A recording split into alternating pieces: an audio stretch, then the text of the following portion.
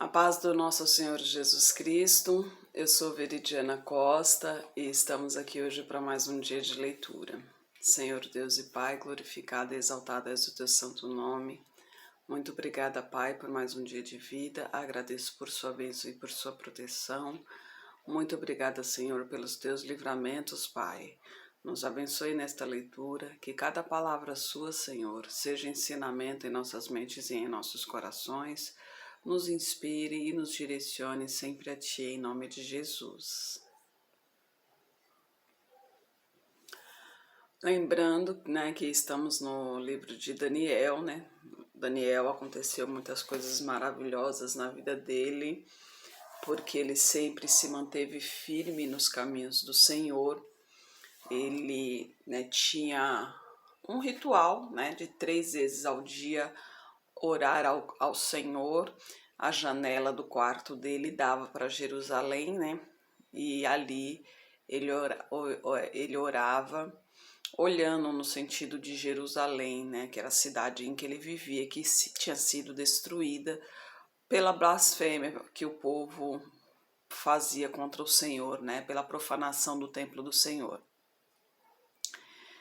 E como ele sempre andava reto nos caminhos do Senhor, então todas as provações que foram feitas contra ele, ele teve vitória, porque Deus estava com ele o tempo todo, A mais comentada, a mais conhecida é da Cova dos Leões, que ele foi jogado na Cova dos Leões, mas Deus viu que ele estava certo, que ele não cometeu nenhum erro, que ele não cometeu nenhum pecado, e assim Deus segurou a boca dos leões, que nenhum o atacou, e assim, e mais uma vez, se manifestou a glória do Senhor na vida de Daniel. E é isso mesmo, aqueles que andam no caminho do Senhor, tudo coopera, em nossas vidas. Deus, ele não pode, como se diz assim, interferir em nossas vidas, em nosso coração. Ele não pode nos obrigar a seguir o caminho dele, mas a partir do momento que a gente escolhe seguir o caminho dele, ele nos dá uma qualidade de vida muito diferente desse mundo aqui, porque a paz, a segurança que a gente tem é diferente, coisas a gente percebe que realmente é sobrenatural, que não pertence a esse mundo. Aí sim a gente tem, a partir do momento que a gente se entrega a ele, que a gente começa a ter esses sentimentos, a gente começa a entender muitas coisas do mundo, Mas vamos fazer diferente. Ontem eu comecei a falar e acabou que a leitura, eu tive que fazer uma leitura pequena, porque o vídeo se prolongou bastante. Então vamos terminar a leitura primeiro e depois a gente dá sequência na conversa, Ontem eu parei no versículo 30 do capítulo 11, que é a invasão romana. Porque virão contra ele navios de Quitim, de que se entristecerá, voltará e se indignará contra a Santa Aliança, e obrará, porque tornará a atender aos que tiverem abandonado a Santa Aliança. E sairão a ele uns braços, e profanarão o santuário e a fortaleza, e tirarão o contínuo sacrifício, e porão a abominação assoladora. E aos violadores da aliança, ele com lisonjas perverterá, mas o povo que conhece ao seu Deus se tornará forte e fará proezas, e os entendidos entre o povo ensinarão a muitos. Todavia cairão pela espada, pelo fogo, pelo cativeiro e pelo roubo por muitos dias, e caindo eles serão ajudados com pequeno socorro, mas muitos se ajuntarão a eles com lisonjas, e alguns dos entendidos cairão para serem provados, purificados e embranquecidos até o fim do tempo, porque será ainda que para o tempo determinado.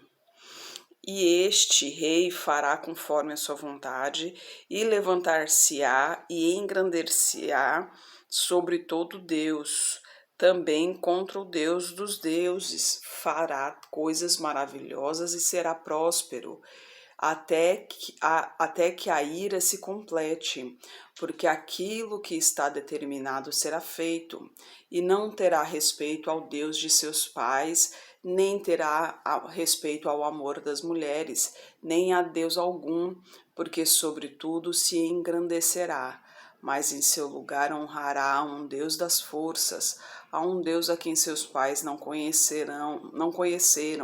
Honrará com ouro, com prata, com pedras preciosas e com coisas agradáveis. Com o auxílio de um Deus estranho, agirá contra as poderosas fortalezas. Aos que o reconhecerem, multiplicará a honra e os fará reinar sobre muitos e repartirá a terra por preço.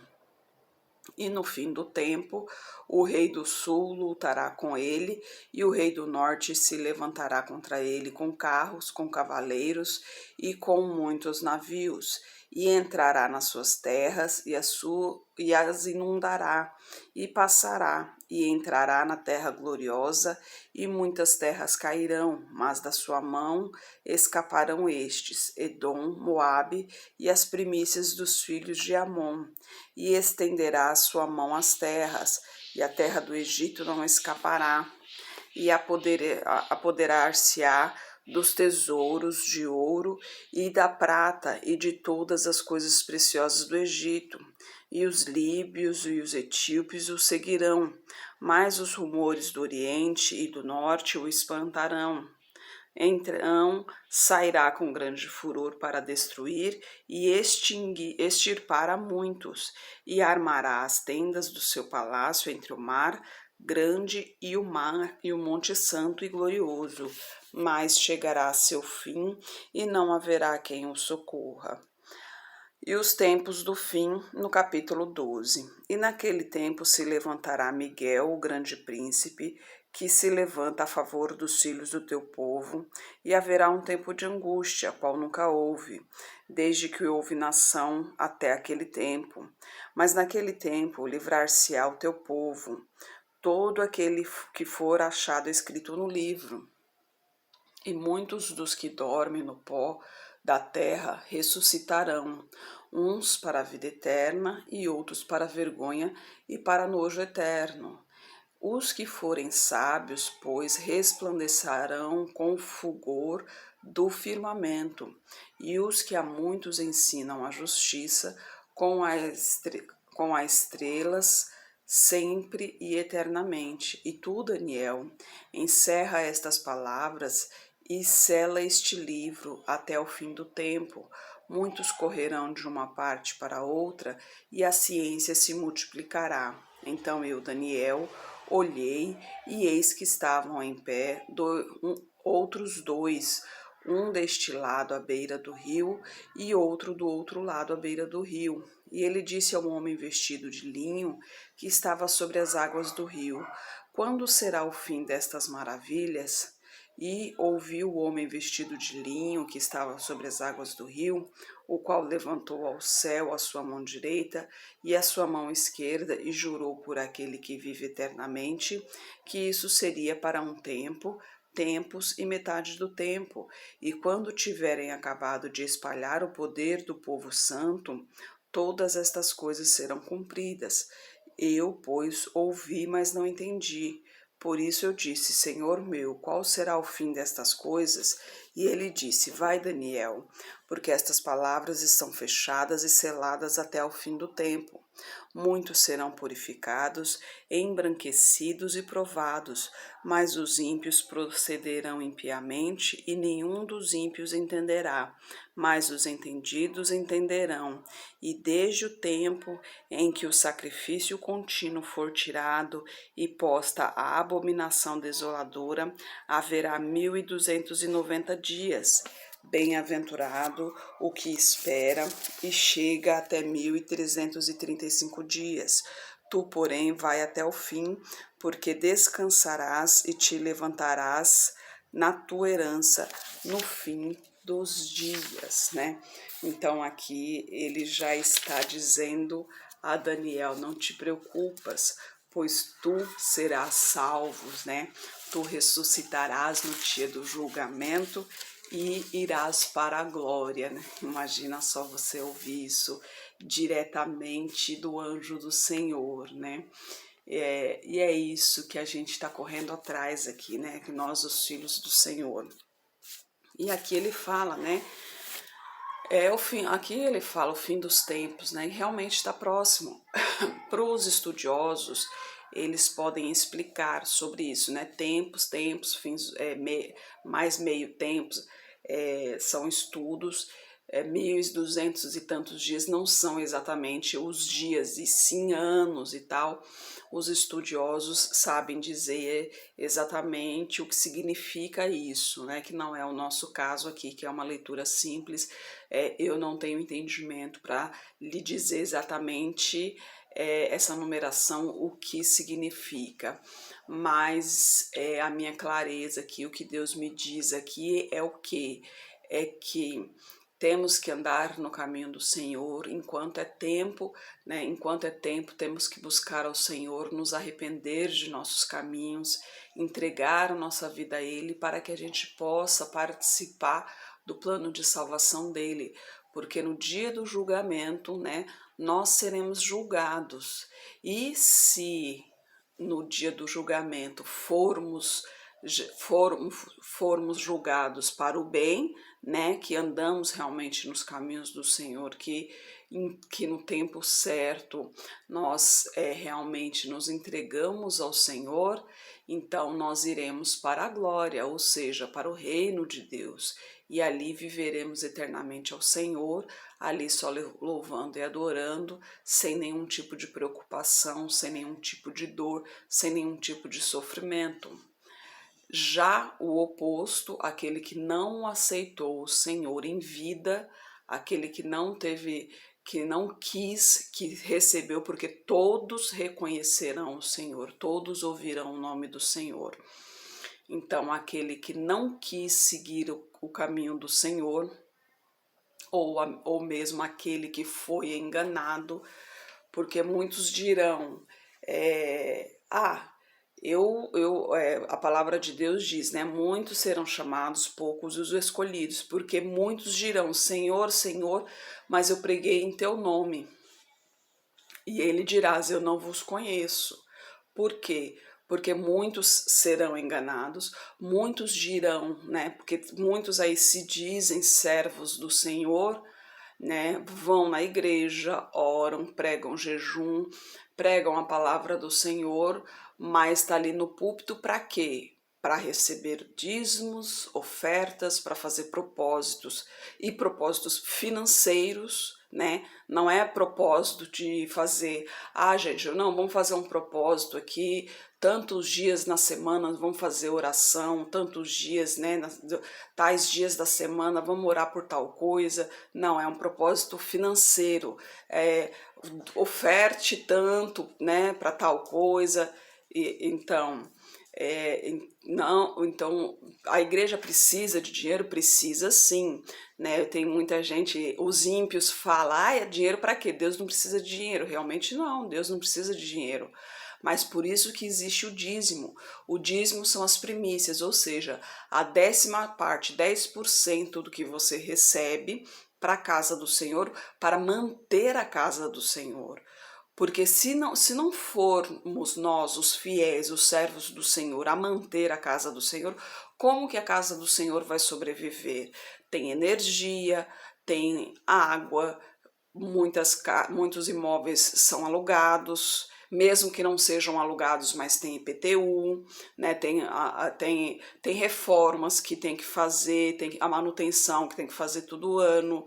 Então, tem gastos, né? O pastor, ele tem que se alimentar, ele com sua família, ele tem que ter o cantinho dele, o lar dele com sua família. Os obreiros também, eles estão ali, eles têm que se alimentar. Alguns vivem para a obra do Senhor. Tem os ministérios, que são pessoas que viajam, vivem estritamente para a obra do Senhor, levando o nome do Senhor pelo mundo afora. Eles não têm eles precisam de dinheiro para poder fazer isso, porque eles não têm condições próprias para fazer isso. Então essa é a nossa função, por isso que a igreja sim precisa de dinheiro, sim, mas tem lugares que vendem o nome de Cristo, né?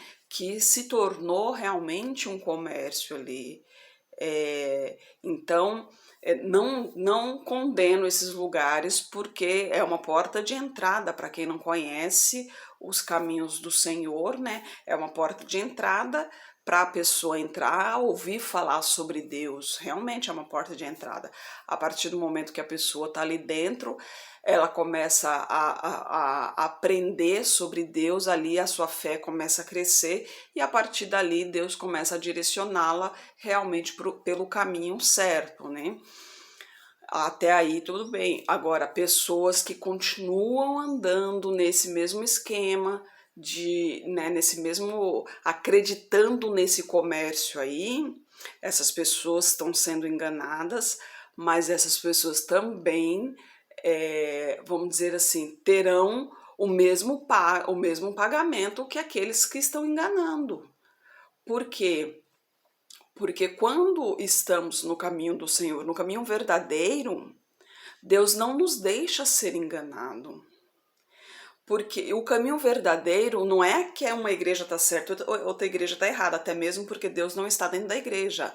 Lembra-se que Deus não habita em templos feitas por mão de homens, mas a palavra diz que onde 2 ou mais estar falando em meu nome, lá eu estarei. Então a igreja mesmo somos nós. O templo ali não faz diferença, a placa de igreja ali não salva, quem salva é Deus, pela graça, né? Simplesmente pelo amor dele que ele salva. Não que a gente mereça, não que a gente tenha que fazer alguma coisa para merecer, muito menos pagar em dinheiro, né? Mas a questão é que muita gente acha que é a placa de igreja que salva. Essas pessoas estão sendo ludibriadas e elas estão se deixando ludibriar, porque elas têm como saber se realmente aquele caminho é certo ou não. Porque é simples de saber, porque é só pegar isso aqui, ó. É só pegar a palavra do Senhor. Porque a partir do momento que você começa a ler a palavra do Senhor, o Senhor está ao teu lado ali, lhe dando explicações, lhe dando entendimento da palavra dele. Então, quando você realmente lê com vontade de aprender, quando você lê com vontade de intimidade com o Senhor, Deus vai te ensinando, Deus vai te dando entendimento, e a partir disso ele vai lhe mostrando se onde você está indo, se realmente aquele ambiente é um ambiente divino, é um ambiente realmente adequado para ensinamentos bíblicos, para a convivência, para um culto a Deus, para cultuar a Deus, ou se não é, ou se ali realmente é um comércio. E ele vai lhe indicar o melhor lugar que realmente é um lugar devido para cultuar a Deus, entendeu? Então eu mesmo comecei em igreja que a rede é um pouco desse tipo, mas a igreja que eu estava, o pastor que dirigia aquela igreja ali não era desse tipo. Então, realmente, eu só saí porque eu mudei de cidade. Mas o pastor que estava ali, ele falava abertamente, falava, não, gente, eu não vou vender o nome do Senhor, eu não sinto isso dentro de mim. Eles falam para fazer isso, fazer propósito disso, daquilo, que não sei o quê, mas eu não sinto dentro de mim que eu deva fazer, então eu não vou fazer. Quem quiser ofertar, a oferta é voluntária, pode ofertar, né? Tem aqui o baú aqui, né? A arca aqui devida para a oferta. Quem quiser ofertar, pode ofertar. Ó, as necessidades da igreja é isso, isso, isso e aquilo. O ambiente lá, por exemplo, era muito quente, muito calor, precisava de ar-condicionado, por exemplo. Ele falou, ó, o ar-condicionado tá tanto, a gente precisa comprar esse ar-condicionado. Na época, meu esposo e eu, realmente, nós estávamos começando, né? a frequentar a igreja, mas deu aquela vontade, só que a nossa situação financeira realmente estava horrível. Eu falei, nossa, mas o nosso desejo é de ajudar. Tanto que eu nem sei se realmente prosseguiram isso, se Deus abençoe que realmente tenham conseguido, mas a questão é, para você ver que não pode generalizar, né? A placa que tá ali é da igreja, mas o pastor que estava lá dentro, ele realmente tinha a unção do Senhor ali. Ele não estava ali pela placa da igreja, ele estava ali pelo nome do Senhor. Então ele fez sim, ele estava ali para justificar o culto ao Senhor, né? Ele realmente estava aliás, justificar não, que não tem nada que justificar Deus, né? Deus fala por si só, né? Mas ele estava ali realmente para cultuar ao Senhor, para levar a palavra do Senhor, né? E ele não seguiu o cronograma da placa, né? Ele não seguiu o cronograma da igreja, ele seguiu o que Deus colocou no coração dele, e isso é maravilhoso. Então Deus, quando a gente realmente segue a palavra do Senhor, quando a gente se aprofunda na palavra do Senhor, ele fala conosco se a gente está no lugar certo ou não. E depois que eu cheguei aqui, realmente teve lugares que eu não me senti bem, falei, Senhor, e aí? Eu tô certa, tô errada? O que eu devo fazer? Porque eu tô entrando, que normalmente pra gente ir numa igreja, a gente tem que sair melhor do que entrou. E comigo tá sendo ao contrário, tô saindo pior do que eu entrei. Então, e aí? O problema sou eu ou a casa não está sendo receptiva ao Senhor, né? E realmente a casa não estava sendo receptiva. Hoje, graças a Deus, estou num lugar que é abençoado, a gente sente que o pastor realmente tem a unção do Senhor, ali a gente sente a presença do Senhor e vamos indo, né? E aqui na rua que eu moro tem vários irmãos aqui também. De vez em quando o meu vizinho aqui, ele sobe no telhado ali, dá uma palavra ali, é gostoso da gente ouvir. Inclusive já tem um tempinho que ele não faz, tá fazendo falta, né? Que é muito bom. Lá em Itaju, Itaju do Colono, eles na praça lá, eles fazem um culto lá na praça. E é muito bom assim, quando você realmente sente a presença do Senhor, porque um culto a Deus, se você não sente a presença de Deus ali, então tem alguma coisa errada, porque se o culto é para Deus, o anfitrião tem que estar em casa, né? Se você vai dar uma festa, o anfitrião, o dono da casa tem que estar lá. Como que você vai dar uma festa e o dono da casa não está? Uma festa clandestina, né? Então, se você vai dar um culto para Deus, Deus tem que estar presente, né? Se Deus não está presente, então você está cultuando a quem? Não é porque Deus está no céu que ele não pode estar aqui com a gente. Não, Deus é onipresente, ele está em tudo quanto é lugar ao mesmo tempo. Não se esqueça desse detalhe, né? Quem não conhece a Deus pode falar, como que pode ele estar lá e aqui? Mas a gente sabe, Deus é onipresente, ele está em todos os lugares ao mesmo tempo. Ele está aqui, está lá, está acolá. Então, ele tem que estar presente. Quando você entra na igreja, você tem que sentir sim a presença do Senhor.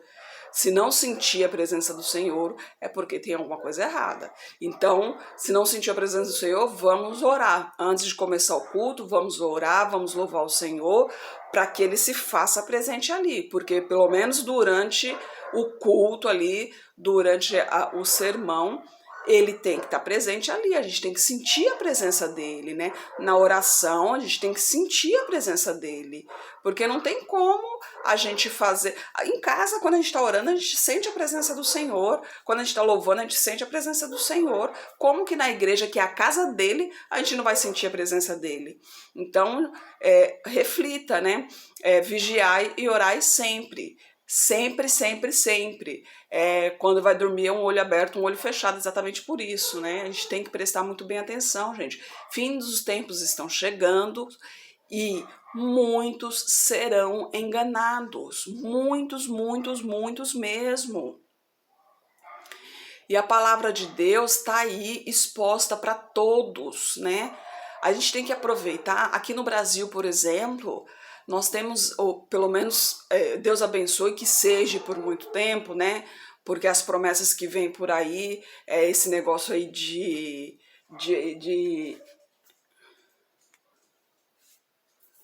controle de internet aí, né? Essa promessa de controle de internet não me agrada não, porque embora tenha a internet é muito usada por hackers e tal para golpes, essas coisas também, mas é um livre-arbítrio ali também que a gente possa usar também para a palavra do Senhor. E a gente sabe que o nome do Senhor será perseguido. Então, eu vejo que em breve, que já tem até, a gente ouve falar por aí, que tem intenção de proibir o nome do Senhor, né? A gente vê as algazarras que eles fazem com o nome do Senhor, veja o carnaval que fizeram aí, né? Filmes que fizeram aí, blasfemando o nome do Senhor. Então a gente tem que aproveitar o livre-arbítrio que temos, né? A liberdade de expressão que a gente tem aqui no Brasil, para proclamar cada vez mais o nome do Senhor, né, para exaltar cada vez mais o nome do Senhor e assim alcançar mais corações, mais almas para o Senhor, né? Vamos aproveitar enquanto a gente está podendo, viu? Porque é para isso que a gente está aqui. Senhor Deus e Pai, glorificado e exaltado és o teu santo nome. Muito obrigada, Pai, por tuas palavras, por tuas mensagens, Senhor. Eu peço a Ti, continue nos guiando, nos abençoando, nos protegendo, Pai. Eu peço que esteja com essa pessoa que está orando comigo, Pai. Manifeste o Teu poder na vida dela, Senhor. Proteja de todo mal, Senhor. Toque em sua saúde, toque em suas finanças, Pai. Toque em sua família, toque em seu emocional, Pai. Peço a Ti por toda a minha parentela, por toda a parentela de meu esposo. Proteja-os de todo mal, Pai. Traga todos para o seu caminho, Senhor. Em nome de Jesus, Pai. Peço a Ti pelos nossos governantes, pelas nossas autoridades, Pai. Que eles sejam direcionados de acordo à Tua vontade, Pai. Peço pelos Teus filhos, Pai. Que sejamos capacitados cada vez mais para Teu Evangelho, Senhor. Em nome de Jesus. Amém. Que Jesus Cristo esteja em seu coração e que Deus abençoe.